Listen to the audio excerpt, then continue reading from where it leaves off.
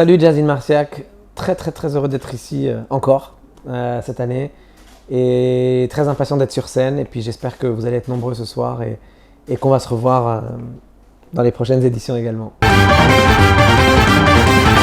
Je ne serais pas étonné qu'on soit 6 ou 7e fois, chose comme ça.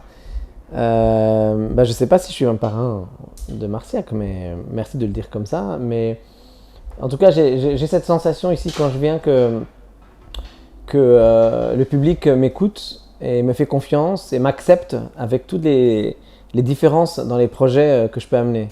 Et ce que je fais aujourd'hui n'a rien à voir avec la dernière fois quand je suis venu, et ça n'avait rien à voir avec la fois d'avant, et ça n'avait rien à voir non plus avec la fois d'avant, etc. À chaque fois, j'arrive avec un projet différent, et le public de Marciac est à l'écoute et m'encourage dans cette recherche. Donc, je suis toujours très content. J'ai toujours cherché, depuis que je suis tout petit, je jouais de la trompette avec mon père à l'école classique, etc. Mais quand j'allais au piano, je cherchais des choses qui n'avaient rien à voir avec ça. J'écoutais vraiment de tout. Ça allait de la pop au jazz, aux musiques des Balkans, aux musiques indiennes, aux musiques d'Afrique, etc. J'étais très ouvert un peu à tout ce qui existait et j'adorais créer des musiques qui mélangeaient un peu toutes ces idées-là en fait. Et je crois que j'ai toujours été dedans en fait. Et c'est juste que c'était deux chemins parallèles. Il y a l'aspect trompette qui était beaucoup plus classique, donc classique arabe et classique occidental. Donc ça, c'était le chemin conservatoire de Paris, les concours, etc. Mais d'un côté, je développais ma musique en parallèle en permanence. Et ce que ça a donné, c'est ce que je fais aujourd'hui avec mes albums et mes projets. Je crois que la première fois, mon premier contact avec le jazz, c'était via Miles. C'est pas très original, mais c'était comme ça. Miles et Wynton Marsalis, les deux. Miles, je me souviens, j'avais 14-15 ans et j'avais quand même l'habitude toujours de jouer la trompette de la même manière et il y avait un truc qui m'embêtait parce que moi j'aime pas le son de trompette large, aigu, fort et tout. C'est un truc qui me parlait pas tellement à l'époque. En tout cas pas pour moi. J'aimais bien les autres quand ils le faisaient et quand ils le faisaient bien, mais moi j'aimais pas le faire. J'aimais pas jouer comme ça. Et pourtant dans la musique classique, c'est ça qu'il faut, un son clair, un détaché parfait, des aigus super justes, un son très propre, etc. Jouer aigu, fort et tout. Et j'avais des personnes qui venaient à la maison de temps en temps, des amis de mes parents et tout, qui me disaient « mais tu sais, tu devrais écouter Miles ». Parce que moi je le disais ça, je disais « j'aime pas » et tout. Tu devrais écouter Miles Davis, etc. Puis on me l'a dit tellement de fois qu'à la fin j'ai mémorisé le nom Miles Davis. Et la première fois que j'ai pu aller à Paris et aller dans un magasin, j'ai acheté un disque de Miles Davis, c'était Ascenseur pour l'échafaud. Je l'ai acheté, je l'ai mis, j'avais même pas de lecteur CD, je l'ai mis sur la cheminée, j'attendais d'avoir un jour un lecteur CD, parce qu'à l'époque il n'y avait pas encore les réseaux et tout ça. Et puis un jour, donc mes parents achètent un lecteur CD, et puis je glisse le disque et je découvre qu'on a le droit de jouer autrement, qu'on a le droit d'être fragile, qu'on a le droit d'avoir un son feutré, petit, beau et tout. Et ça me ressemblait plus, à ce que j'aimais. Donc ça a été mon chemin vers ma première attention, quoi. C'est ce qui a retenu mon attention et qui m'a fait aimer le jazz. Wynton Marsalis parce que c'est un trompettiste qui a à la fois été extrêmement virtuose et performant dans le jazz et dans la musique classique. Et quand je l'écoutais jouer Haydn, je me disais c'est fou que ce gars-là joue Haydn comme ça, joue Bach de cette manière-là et soit capable de faire ça à côté en jazz.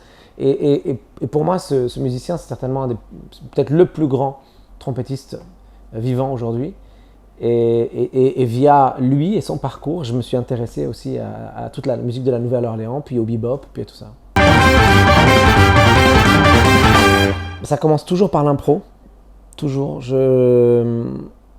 Toutes mes premières idées sont toujours dans l'improvisation, la même que quand je suis sur scène et que j'ai un moment d'impro, parce que sur scène je ne fais pas que improviser, j'ai des morceaux qui sont complètement écrits, mais il y a des moments d'impro.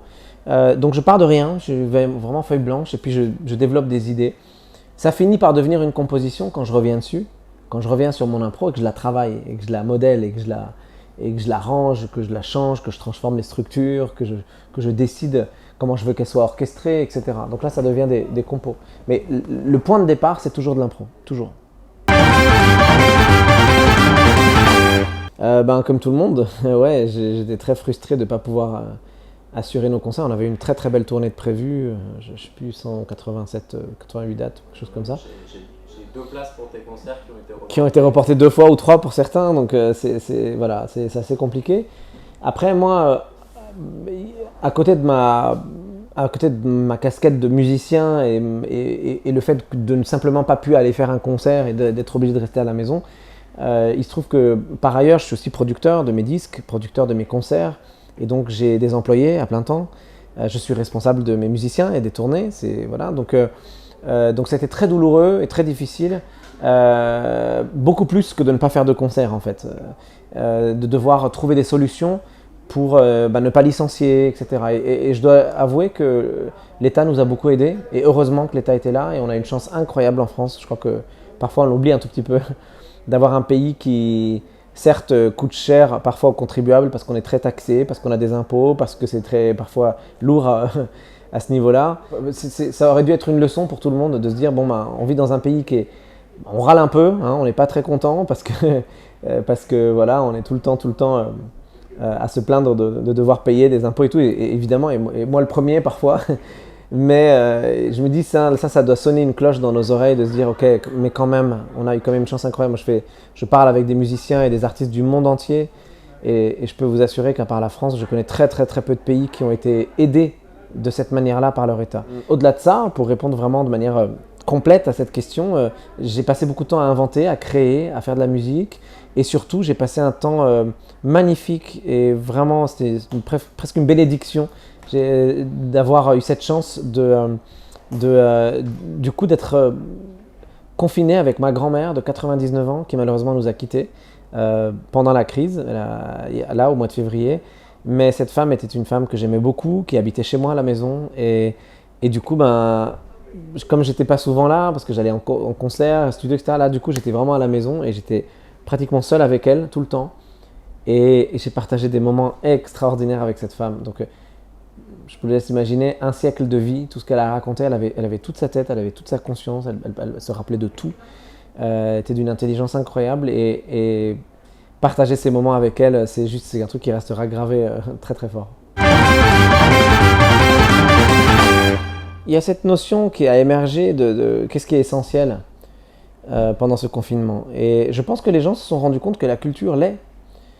Et pour moi, ça résume un peu tout, quoi. C'est vrai qu'on n'est pas indispensable, hein, enfin, quelque part. C'est la musique, les festivals, les concerts, t'as l'impression que c'est pas un truc nécessaire parce que t'as besoin de boire, de manger, de vivre, de subvenir à tes besoins et tout. Mais en fait, on oublie que la culture est une nourriture finalement extrêmement nécessaire. Et j'ai l'impression en tout cas que les Français, peut-être aussi à l'international, mais que les Français ont conscience de ça. Quand je vois le monde qui vient au concert, quand je vois cet engouement, comment les gens reviennent et ont envie de sortir, de faire la fête, de venir voir des concerts, de sortir de chez eux, de voir du monde et de vivre des moments forts, de se créer des souvenirs comme ça, je me dis qu'il y a de l'espoir pour la culture encore. Il y a de très belles années à venir.